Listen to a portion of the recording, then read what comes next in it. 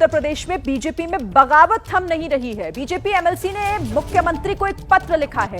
शिक्षकों के डिजिटल हाजिरी पर सवाल खड़े कर दिए हैं। अधिकारियों की लूट का खत में जिक्र किया। गोरखपुर फैजाबाद क्षेत्र से एमएलसी हैं देवेंद्र प्रताप सिंह से एबीपी न्यूज ने भी बातचीत की। एक्सक्लूसिव बातचीत में बीजेपी एमएलसी बागी दिखे। केशव प्रसाद मौर्य के बयानों को उन्होंने जायज ठहराया। कार्यकर्ताओं की उपेक्षा की जा रही है। प्राथमिक शिक्षकों के साथ अन्याय हुआ है। तो देवेंद्र प्रताप से एबीपी न्यूज ने खास बातचीत की, जिसमें उनके बागी तेवर दिखाई दिए। बीजेपी के एमएलसी हैं देवेंद्र प्रताप, जिन्होंने कहा कि प्राथमिक शिक्षकों के साथ अन्याय हुआ है। कार्यकर्ताओं की उपेक्षा की बात भी उन्होंने दोहराई और कहा कि पार्टी में कार्यकर्ताओं की उपेक्षा हो रही है और इसे लेकर उन्होंने मुख्यमंत्री को बाकायदा एक पत्र लिखा है। और जो हाल ही में शिक्षकों की डिजिटल हाजिरी का मामला सामने निकलकर आया, उस पर उन्होंने अपनी बात रखी और कहा कि उनके साथ अन्याय हो रहा है। गोरखपुर फैजाबाद क्षेत्र से एमएलसी है देवेंद्र प्रताप। हमारे साथ में एमएलसी देवेंद्र प्रताप सिंह हैं। गोरखपुर फैजाबाद स्नातक क्षेत्र से एमएलसी हैं और देवेंद्र प्रताप सिंह ने एक चिट्ठी लिखी है यूपी के सीएम योगी आदित्यनाथ को। उस चिट्ठी में जिक्र है जो डिजिटल हाजिरी, इस समय जो प्राइमरी टीचरों की डिजिटल हाजिरी का मुद्दा, उसका जिक्र है। देवेंद्र जी, आपसे मेरा पहला सवाल ये कि ये जो मुद्दा आपकी चिट्ठी मैंने पढ़ी, उसमें तो डिजिटल हाजिरी का जिक्र है और दूसरा आपने कहा है नौकरशाहों की बात की, अधिकारियों की बात की, उनकी मनमानी की बात की, लूट की बात की है। आपके इस चिट्ठी का मंतव्य क्या है? अन्याय कहीं भी हो तो उस अन्याय के खिलाफ लोकतंत्र में सत्य की आवाज उठाने का अधिकार सबको है। पूरे प्रदेश में किसी भी विभाग में डिजिटल अटेंडेंस नहीं है। सरकार को कोई नीति बनानी हो तो ध्यान में रखना चाहिए कि सभी वर्गों के लिए नीति और नियम समान बने। जब प्रदेश के किसी विभाग में डिजिटल अटेंडेंस नहीं है तो फिर उस वर्ग का डिजिटल अटेंडेंस क्यों लिया जा रहा है? जो वर्ग कोरोना काल में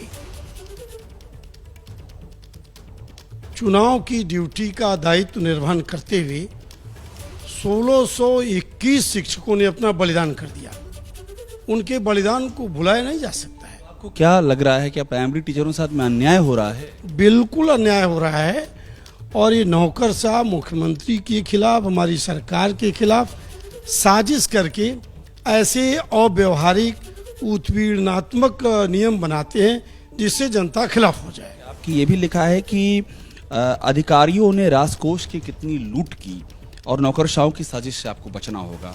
आप जाइए गंज में और एक सैमसंग का स्मार्टफोन खरीदिए। वो फ़ोन मिलेगा, पहले तो 7,500 में मिलता था, अब मिलेगा 6,000 में भी, 5,000 में मिल सकता है। वही स्मार्टफोन जो आउटडेटेड हो गया था, अधिकारियों ने दुगने दाम पर खरीदा। किस विभाग की बात कर रहे हैं? ये जिन लोगों ने स्मार्टफोन की खरीद फरोख्त किया, वो सब लोग इसमें जिम्मेदार हैं। भ्रष्टाचार हुआ है? बिल्कुल हुआ है, इसकी जांच होनी चाहिए। तो ये एक्सक्लूसिव बातचीत आपने बीजेपी के एमएलसी देवेंद्र प्रताप की सुनी और हमारे संवाददाता अभिषेक उपाध्याय ने बातचीत की। वो इस वक्त हमारे साथ जुड़ भी गए। अभिषेक, मतलब उत्तर प्रदेश में बीजेपी की मुश्किलें कम हो नहीं रही हैं।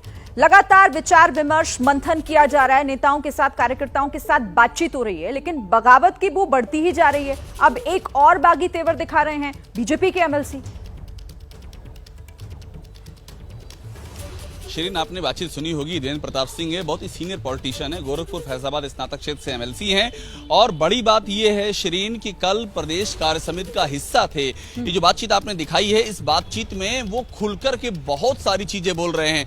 वो बोल रहे हैं कि सरकार के नौकरशाह साजिश कर रहे हैं, वो बोल रहे हैं सरकार में लूट हो रही है, करप्शन हो रहा है। अब याद कीजिए, जो मोती सिंह ने कहा था कि ऐसा करप्शन मैंने कभी नहीं देखा, ये उसी की एक और तस्वीर है। वो बाकायदा एग्जाम्पल दे रहे हैं कि स्मार्टफोन खरीदे गए, दुगने दामों पे खरीदे गए, लूट हुई।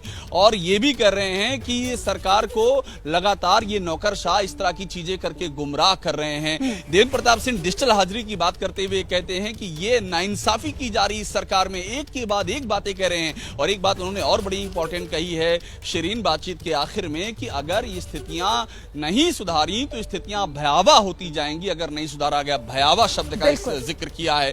तो बीजेपी के अपने एमएलसी और चिट्ठी लिख रहे हैं योगी आदित्यनाथ को, सीएम को, तो कहानी वही है। लेकिन अभिषेक देखिए, बगावत तो हो रही है, ये तो तय है, लेकिन इसका रास्ता क्या, ये बगावत कम की जा सके, खत्म हो सके, इसका रास्ता निकालने की कोशिश क्या की जा रही है?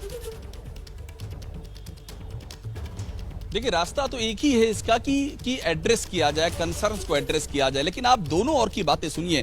कल जो सीएम योगी आदित्यनाथ ने कहा वो सुनिए। उन्होंने क्लियर कहा कि बीजेपी के कार्यकर्ताओं की बाबत उन्होंने कहा कि अति उत्साह का जिक्र किया, अति आत्मविश्वास का जिक्र किया, माफ कीजिएगा, और ये भी कहा कि सोशल मीडिया पर वो अपना काम नहीं कर पाए जो दुष्प्रचार को काउंटर करना था, तो उनका जो राजनीतिक जो निशाना है वो कार्यकर्ताओं पर है।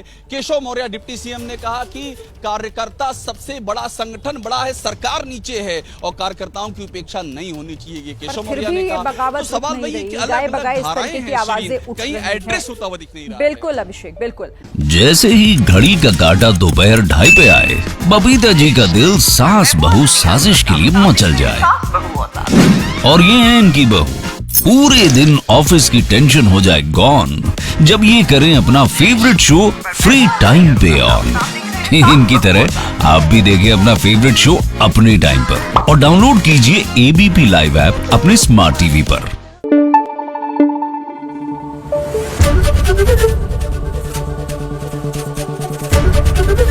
एबीपी न्यूज आपको रखे आगे।